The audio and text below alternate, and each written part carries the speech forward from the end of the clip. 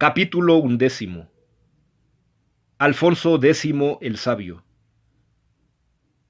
Rey de Castilla y de León, hijo de Fernando III y rey sabio. Poca gente conoce a Alfonso X. No solo fue uno de los monarcas más importantes desde la Edad Media, sino que incluso pudo adelantarse en 3 siglos a la estrategia europea de Carlos V.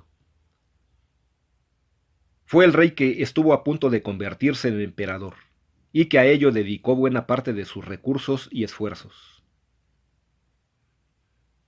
En la estirpe de Alfonso se juntaron dos sangres regias de especial relevancia. Por un lado, su padre, Fernando III, había unificado de manera definitiva las coronas de Castilla y de León, y había proporcionado un impulso absolutamente extraordinario a la reconquista. Por otro, su madre, Beatriz de Suabia, era hija del emperador alemán Felipe, y servía como prenda de una proyección europea que Castilla mantendría durante los siglos siguientes. Alfonso, que nació el 23 de noviembre de 1221, en Toledo, representó precisamente un intento de conjunción de ambas herencias. Así, prosiguió la reconquista, ocupando las fortalezas de Jerez en 1253 y Cádiz en 1262.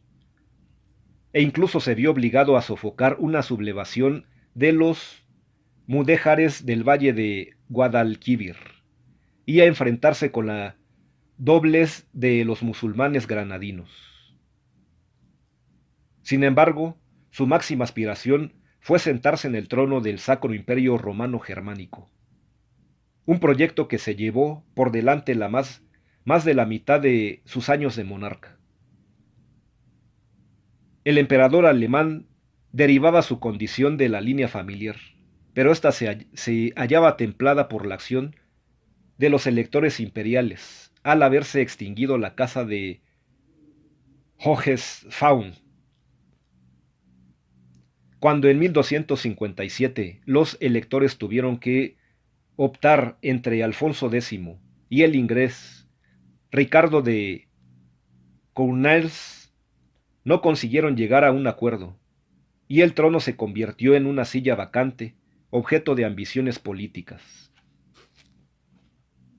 Tanto la necesidad de gobernar sobre una población cristiana en su mayor parte, pero también con importantes núcleos musulmanes y judíos, como el deseo de ser emperador, determinaron los grandes aportes de Alfonso X a la cultura universal. Jurídicamente, el impulso de Alfonso X cristalizó en obras legales de trascendencia de las 7 partidas: el espéculo o el fuero real. Texto este último que algunos han relacionado con su deseo de llegar a ser emperador. Pero la contribución científica no fue menor.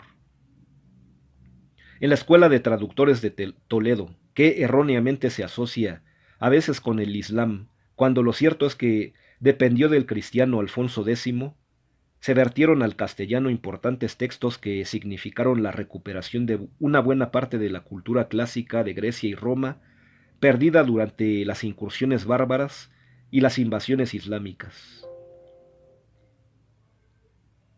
Fue así como se vieron la luz las tablas astronómicas alfonsíes, elaboradas en 1272. Aún más relevante fue la actividad historiográfica de Alfonso X y de sus colaboradores.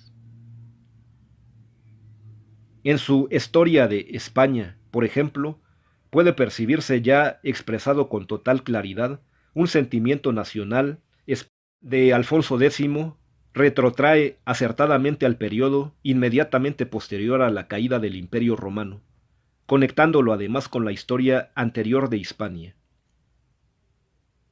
Su grande e general historia, por otro lado, es un intento sugestivo de historiar la andadura humana. Artísticamente, Alfonso X también representó un papel incomparable no solo en la España de la época, sino en toda Europa. A él se deben no solo las cantigas, sino también el inicio de las obras de la Catedral de León. Por si todo lo anterior fuera poco, gracias a Alfonso X, conocemos excepcionalmente aspectos de la vida cotidiana de la época, como por ejemplo el juego reflejado en los libros de ajedrez, dados e tablas.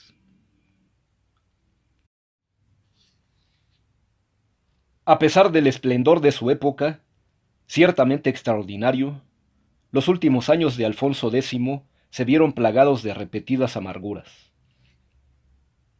Primero, vino la gran desilusión imperial.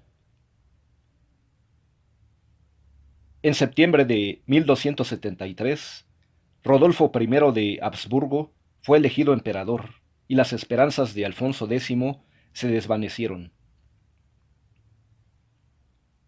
Ciertamente intentó revertir su suerte, pero en mayo de 1275 el monarca castellano se vio obligado a renunciar de manera definitiva al imperio por decisión del Papa Gregorio X.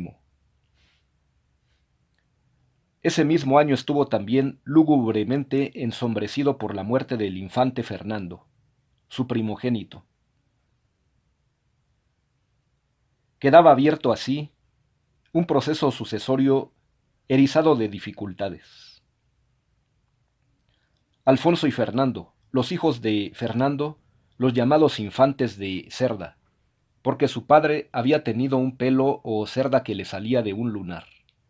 Se enfrentaron con el infante Sancho, segundo de los hijos de Alfonso X. Sería este último el que accedería al trono como Sancho IV, cuando el rey Sabio falleció en Sevilla el 4 de abril de 1284. Su legado cultural y legislativo marcaría un hito en la historia de Occidente, pero seguramente esa circunstancia no le consoló del hecho de no haber podido ser ungido emperador.